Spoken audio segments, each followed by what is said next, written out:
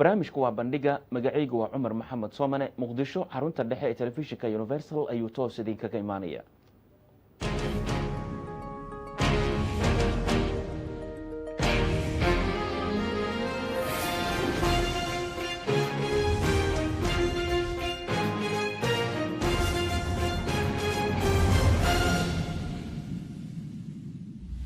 jaaliyadda Soomaaliyeed ee ku dhaqan dalka Koonfur Afrika ayaa galay isbedelo siyaasadeed kadib markii madaxweyne cusub uu yeeshay dalkaasi Koonfur Afrika.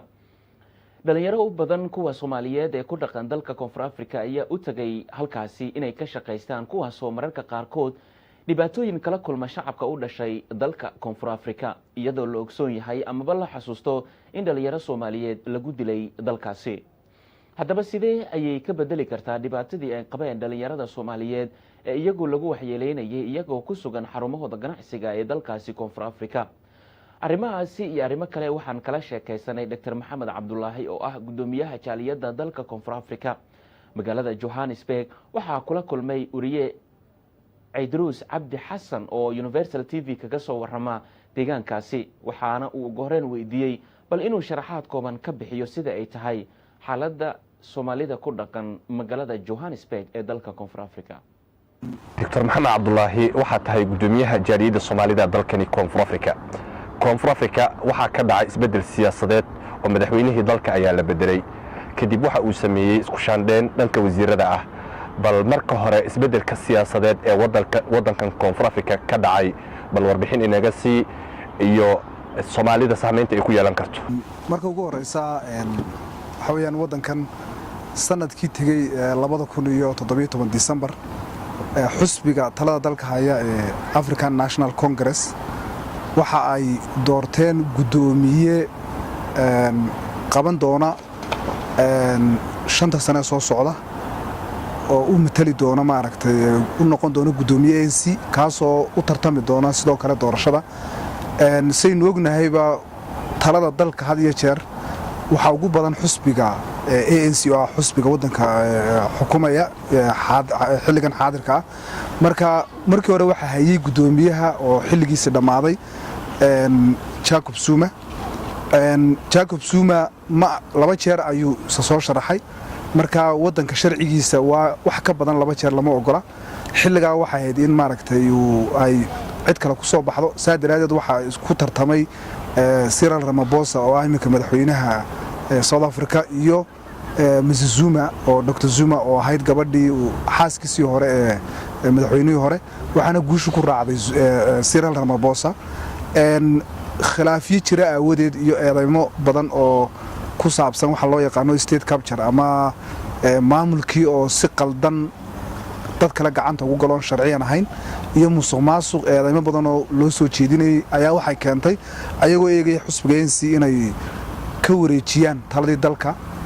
Jacob Zuma kaasoo si maaragtay volunteerly uu madaxweynihii hore Jacob Zuma uu xilka u wareejiyay oo isagu maaragtay iska casilay xilkii. sidaana waxa ku soo galay Cyril Ramaphosa. marka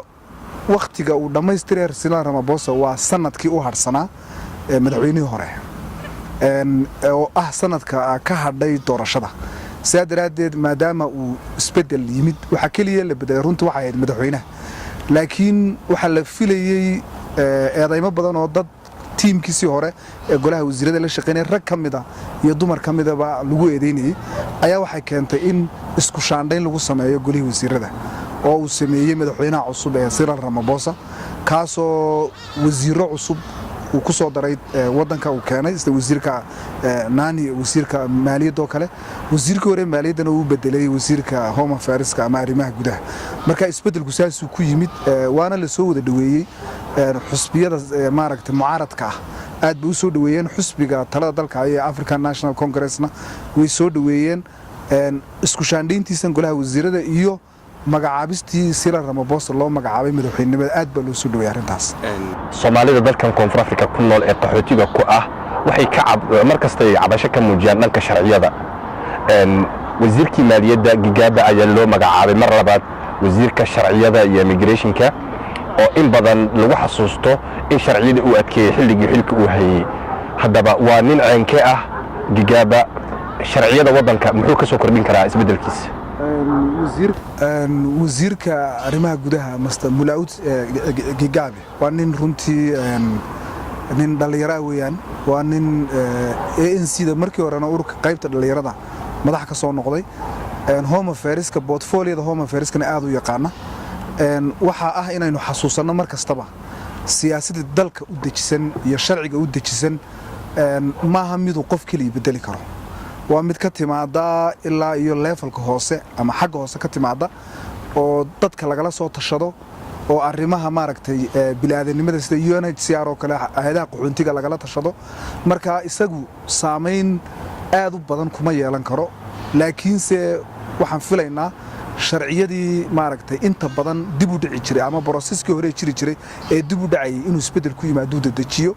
waxaa lagu yaqaanaa runtii nin active ku ah xagga shaqooyinka iyo fulinta arrimaha maaragtay sharciga ah oo dadkii hore waxaan ognahay dad badan oo asylum seeker ama qaxoontinimo codsanayay inuu codsigooda dib uga dhacay waxaan filaynaa qaar badan oo codsaday in maaragtay ay helaan inay indefinitely ama muddo aan caymay ku noolaadaan waddankan oo qaxoontinimo ku noolaadaan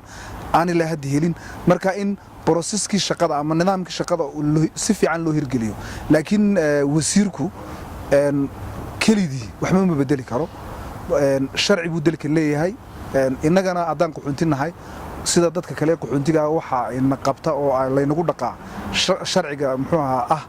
Refugee Act ama sharciga qaxoontiga ee South Africa ee soo baxay 1998 kaasoo amendment lagu sameeyay 2004 haddana isbedel kale lagu sameeyay 2014 marka sharcigaas uma laynagu dhaqayaa asagu wuxuu kaliya wax ka bedeli karaa waxay tahay